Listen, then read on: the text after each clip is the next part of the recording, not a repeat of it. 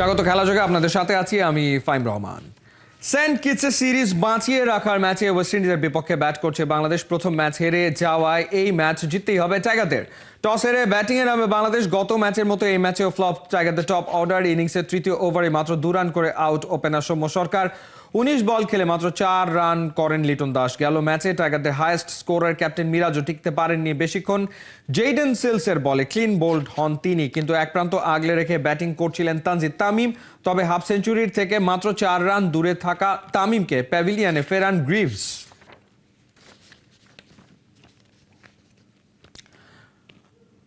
West Indies সফরে আসন্ন টি-20 সিরিজের জন্য 15 সদস্যের বাংলাদেশ দল ঘোষণা করেছে বিসিবি। দলের নেতৃত্বে থাকছেন লিটন দাস। 15 জনের দলে নতুন মুখ আছেন একজন। প্রথমবার জাতীয় দলের সুযোগ পেয়েছেন পেসার রিপন মণ্ডল। রহমান পেয়ারের রিপোর্ট। আগেই জানা গেছে টেস্ট ও ওয়ানডে সিরিজের পর ওয়েস্ট ইন্ডিজ সফরে টি-20 সিরিজেও থাকছেন না নিয়মিত অধিনায়ক নাজমুল হোসেন শান্ত। তার বদলে টি-20 সিরিজে লিটন কুমার দাস করবেন টাইগারদের অধিনায়কত্ব। লিটন ওয়েস্ট ইন্ডিজের বিপক্ষে প্রথম 2 ওডিআইয়ে হয়েছেন ব্যর্থ। প্রথম ম্যাচে 7 বলে 2 রান আর দ্বিতীয় ম্যাচে 19 বলে মাত্র 4 রান। টি-20 সিরিজে তার ওপর চাপটা থাকবে পাহাড় সমান। 15 জনের দলে নতুন মুখ আছেন একজন। প্রথমবার জাতীয় দলের সুযোগ পেয়েছেন পেসার রিপন। গত বছর এশিয়ান গেমসে টি-20 সংস্করণে 3টি ম্যাচ খেলেছিলেন তিনি। মূল জাতীয় দলেও এবার দেখাতে হবে কেরামতি। গত অক্টোবরে ভারত সফরে টাইগারদের সবশেষ টি-20 সিরিজের স্কোয়াড থেকে আনা হয়েছে মোট 6টি পরিবর্তন। চোটের কারণে নেই নাজমুল হোসেন শান্ত এবং তাওহিদ হৃদয়। আন্তর্জাতিক টি-20কে বিদায় জানিয়েছেন মাহমুদুল্লাহ রিয়াদ। টি-20 দল থেকে বাদ পড়েছেন শরীফুল ইসলাম ও রাকিবুল হাসান। এই সিরিজ থেকে ছুটি নিয়েছেন মুস্তাফিজুর রহমান। টি-20 দলে ফিরেছেন সৌম্য সরকার, আফিফ হোসেন, শামীম হোসেন পাটোয়ারি, নাসুম আহমেদ ও হাসান মাহমুদ। রহমান পেয়ার, 71। বিপিএলে এবার দাপট দেখাবে দেশি ক্রিকেটার। লোকালদের ফর্মে ফেরাতে এবং ছোট ফরম্যাটের জন্য চাঙ্গা করতে দারুণ কাজ করবে জাতীয় ক্রিকেট লিগের টি-20 আসর, এমনটাই মনে করছেন অংশ নেয়া 8 দলের অধিনায়কই। মঙ্গলবার সিলেটের জার্সি উন্মোচন অনুষ্ঠানে নিজেদের লক্ষ্যের কথা জানায় দলগুলো। বুধবার সিলেটের 2 মাঠে 2 ম্যাচে নামবে 8 দল। সিলেট থেকে সাইফুল রূপকের পাঠানো রিপোর্ট। থাকার কথা সেন্ট কিটসে, দৌড়াচ্ছেন সিলেটে। রানিং দেখে বেশ ফিট মনে হলেও এখনও ম্যাচ খেলার জন্য শতভাগ প্রস্তুত নন বাংলাদেশ কাপ্তান নাজমুল শান্ত। বুধবার থেকে শুরু হতে যাওয়া জাতীয় ক্রিকেট লিগের টি-20 টুর্নামেন্টে রাজশাহী বিভাগের স্কোয়াডে আছেন ইনজুরির কারণে ক্যারিবিয়ানে না যেতে পারা নাজমুল শান্ত আর মুশফিকুর রহিম। টুর্নামেন্টের প্রথম 2-1 ম্যাচে তাদের সার্ভিস পাচ্ছেন না রাজশাহীর তরুণ কাপ্তান প্রীতম কুমার। প্রেশারের কিছু নাই, বড় ভাইদের সাথে সবসময় কথা হয়। ওরা দলে থাকলে আর কি জিনিসগুলো ইজি হয়ে যায়, অনেক কিছু শেয়ার করে, তো ওরা অনেক এক্সপিরিয়েন্স প্লেয়ার, তো এইটা আমাদের জন্য অনেক হেল্প করে। ঢাকায় ভিন্ন ধাঁচে ট্রফি উন্মোচন, সিলেটের জার্সি প্রকাশের অনুষ্ঠানও বেশ রঙিন। বাংলার ক্রিকেটে নয়া টি-20 টুর্নামেন্ট, বলা যায় ক্রিকেটারদের অনেক দিনের দাবি পূরণ হলো। 120 জনের মতো প্লেয়ার এখানে একটা খুব ভালো এক্সপোজার পাবে। তো আমার মনে হয় যে সবাই এক্সাইটেড এটার জন্য। আর যেটা বললেন যে রেসপন্সিবিলিটির কথা, তো আমরা প্রত্যেকবারই যেটা হয় যে এনসিএল কিংবা বিসিএল খেলেই আমরা ডিরেক্ট বিপিএলে ঢুকি, যেখানে আমাদের প্রিপারেশন টাইমটা খুব কম থাকে। বাট এবার যেহেতু আমরা টি-20 ফরম্যাট থেকে সাথে সাথে বিপিএলে ঢুকবো, ইনশাল্লাহ আমাদের ওই প্রিপারেশনটা খুব ভালো থাকবে। 7 বিভাগের সঙ্গে ঢাকা মেট্রো দল, 8 ক্যাপ্টেনের চোখ ওই আকর্ষণীয় ট্রফিতে। আর দর্শকরা চায় 4 ছক্কা ধুমধারাক্কা ক্রিকেট। এনসিএল এর যে 4 ডে খেলাগুলো হয়েছিল সিলেটের ভেন্যুতে খুব ভালো খেলা হয়েছে, ব্যাটসম্যানরা রান করেছে। তাই উইকেট দেখো এখানে মনে হচ্ছে যে it will be a very good wicket to play on. বলাররাও হেল্প পাবে, ব্যাটসম্যানরাও যদি খেলতে পারে। তো আমার কাছে মনে হয় খুব কম্পিটিটিভ একটা ক্রিকেট ম্যাচ আমরা পাবো ইনশাল্লাহ। আমরা 4th ডেতেও চ্যাম্পিয়ন হয়েছি সিলেট ডিভিশন, তো আমরা খুব ভালো প্রিপারেশন নিচ্ছি। আমার কাছে মনে হয় যে টি20তে আমরা ভালো কিছু করতে পারবো। কেউ বিপিএল এর জন্য প্রস্তুত হবে, কারো জাতীয় দলের দরজা খুলে দেবে। বিপিএল এ দল না পাওয়া ক্রিকেটার আবার এনসিএল মাতিয়ে ফ্র্যাঞ্চাইজি মালিকদের মন কাড়বে। দেশ ছাড়িয়ে বিদেশেও এনসিএল এর খেলা লাইভ টেলিকাস্ট হবে। সুযোগটা হেলায় ফেলতে চান না নাইম শেখ। যে কোনো প্লেয়ারের জন্য কামব্যাক করার জন্য এরকম টি20 টুর্নামেন্ট খুবই হেল্প করবে। আর ব্যাক টু ব্যাক হতে বলতে গেলে এই টুর্নামেন্ট দিয়ে আমি চাবো যে আমি বিপিএলে ভালো স্টার্ট করতে পারি।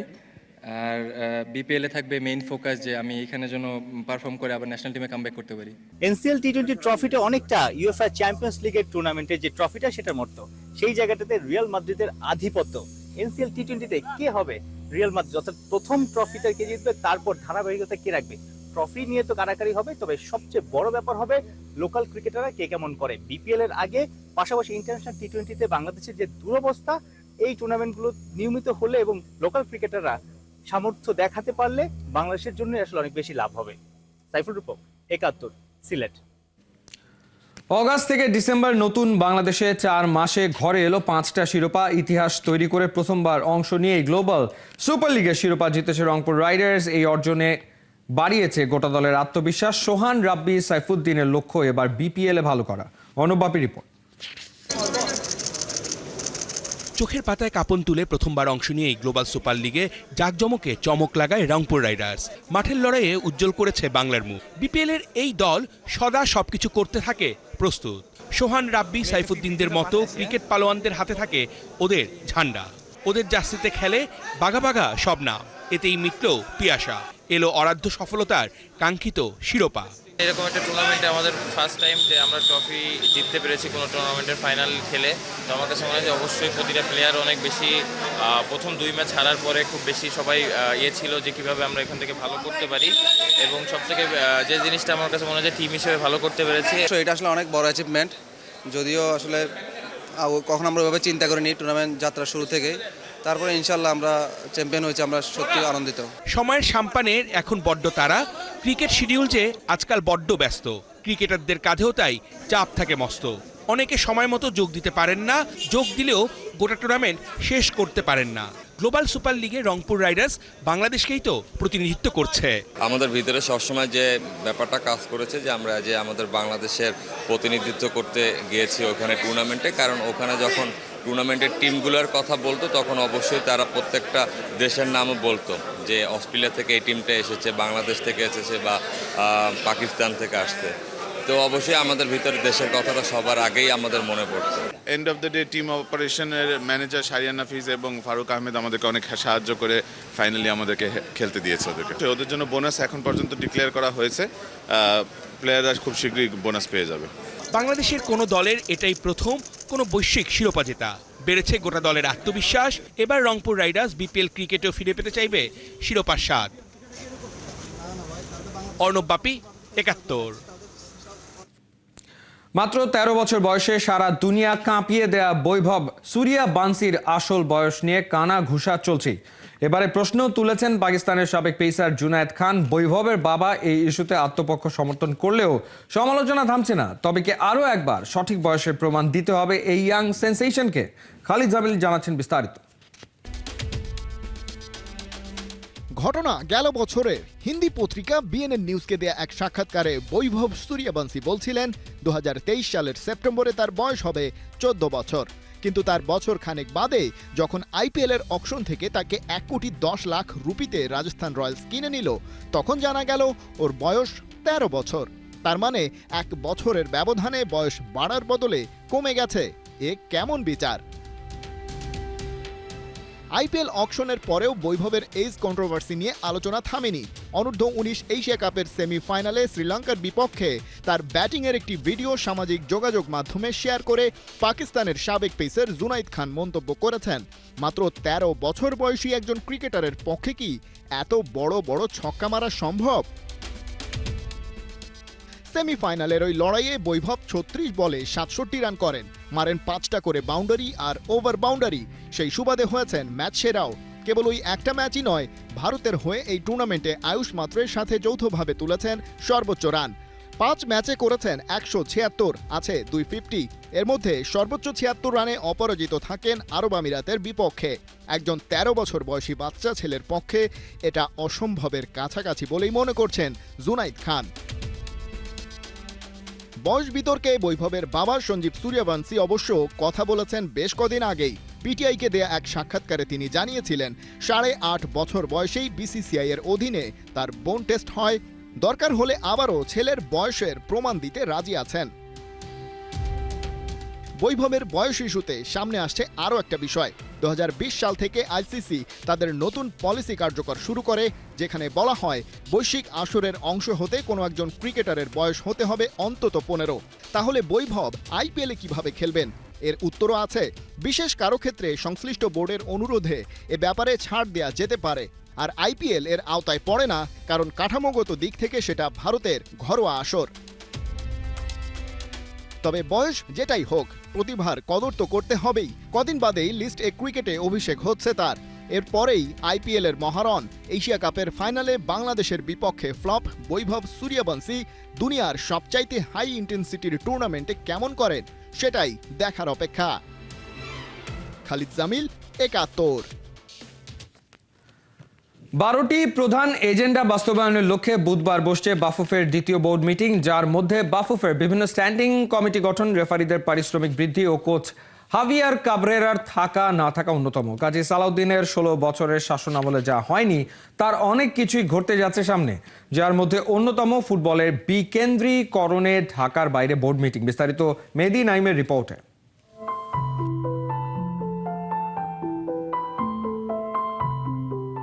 তারুণ্যের জয়গান গাওয়া থিঙ্ক ট্যাঙ্ক বাফুফে সভাপতি এমন কিছু করছে যা কেউ করেনি আগে।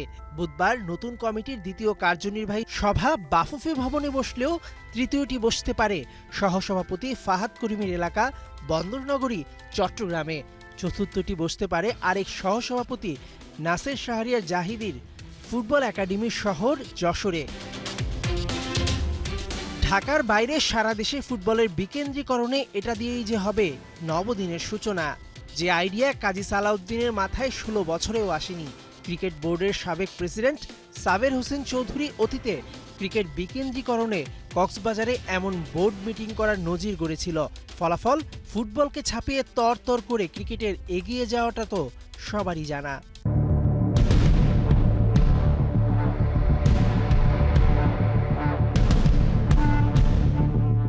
ঋণের বোঝা আর অনেক চ্যালেঞ্জ মাথায় নিয়ে বুধবার বসছে নতুন কমিটির দ্বিতীয় কার্যনির্বাহী সভা। কাজী সালাউদ্দিনের রেখে যাওয়া অনিয়মের সাগরে তাবিদাওয়াল যেন কুল কিনারা খুঁজছেন। তবে এক ঝাঁক মেধাবী ও ফুটবল প্রেমী সংগঠক দেশের ফুটবলের সুদিন ফেরাতে বদ্ধপরিকর। 9 নভেম্বর প্রথম বোর্ড মিটিংয়ে আগের কমিটির প্রায় 33 কোটি টাকা ঋণের খবর খেলাযোগে প্রচারের পর সবার মাথায় হাত পড়েছিল। স্বাভাবিকভাবেই দ্বিতীয় বোর্ড মিটিংয়ে কি থাকছে সেটা জানতে চাওয়া সবার আগ্রহের কেন্দ্রে। 12টি বিষয় উঠতে যাচ্ছে কার্যনির্বাহী সভায়, তার মধ্যে সবচেয়ে গুরুত্বপূর্ণ 5টি। এজেন্ডা নাম্বার 1, বাফুফের বিভিন্ন স্ট্যান্ডিং ও অ্যাডহক কমিটির সদস্য চূড়ান্তকরণ। সারা বছর দেশের ফুটবল চালাতে মেইন কমিটির পাশাপাশি বেশ কিছু সাব কমিটি কাজ করে, যার সংখ্যা 20টি, যেখানে থাকে বাফুফের ডেলিগেটদের বাইরেরও লোক। এবার কারা কারা সেখানে সুযোগ পাচ্ছেন সেটা জানতে সবার আগ্রহ তুঙ্গে। এজেন্ডা নাম্বার 2, রেফারিদের প্রেরিত পত্র সম্পর্কে আলোচনা। ঘরোয়া ফুটবলের নতুন মৌসুম শুরুর আগেই দেশের শীর্ষ 27 জন রেফারি বাফুফের নতুন সভাপতি তাবিদ আওয়ালকে চিঠি দিয়েছিলেন। সেই চিঠিতে ম্যাচ পরিচালনা ফি ও যাতায়াত ভাতা বৃদ্ধির দাবি জানান। 18 নভেম্বর সভাপতিকে দেওয়া সেই চিঠি বাফুফের নতুন কমিটির দ্বিতীয় বোর্ড সভায় উঠছে। এজেন্ডা নম্বর 3, বাফুফের HR পলিসি নিয়ে আলোচনা। জাতীয় দলের হেড কোচ হাভিয়ার কাবরেরা ও বাফুফের সাধারণ সম্পাদক ইমরান হোসেন তুষারের সঙ্গে চুক্তির মেয়াদ শেষ হচ্ছে ডিসেম্বরে। এই দুইজনের সঙ্গে চুক্তির মেয়াদ বাড়াবে কিনা সেটা নিয়েও হবে আলোচনা। এজেন্ডা নম্বর 4, তারুণ্যের উৎসব 2025। যুব ক্রীড়া মন্ত্রণালয় তারুণ্যের উৎসব করছে, এতে সামিল হতে চায় বাফুফেও। সেই উপলক্ষে অনূর্ধ্ব-15 জাতীয় চ্যাম্পিয়নশিপ আয়োজনের একটা খসড়া পরিকল্পনা ইতোমধ্যে করা হয়েছে।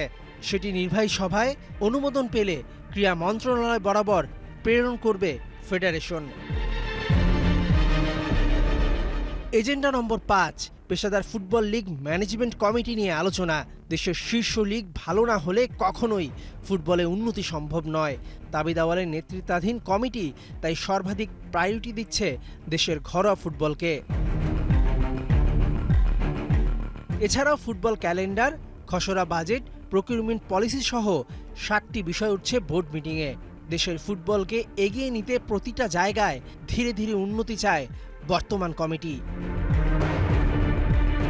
বুধবার বিকেল 3টা থেকে সন্ধ্যা 6টা পর্যন্ত 3 ঘণ্টা ব্যাপী চলবে মিটিং, যেখানে সাব জয়ী নারী ফুটবলারদের বেতন স্কেল ও চুক্তি নবায়নের বিষয়টি নিয়ে চূড়ান্ত সিদ্ধান্ত উপেক্ষিতই থাকছে। মেহেদী নাইম, 71। চলছে খেলাযোগ সরাসরি সংবাদ অনুষ্ঠান দেখতে চোখ রাখুন 71-এর ফেসবুক পেজে এবং সাবস্ক্রাইব করুন 71-এর ইউটিউব চ্যানেলে। 71-এর সাথে থাকুন।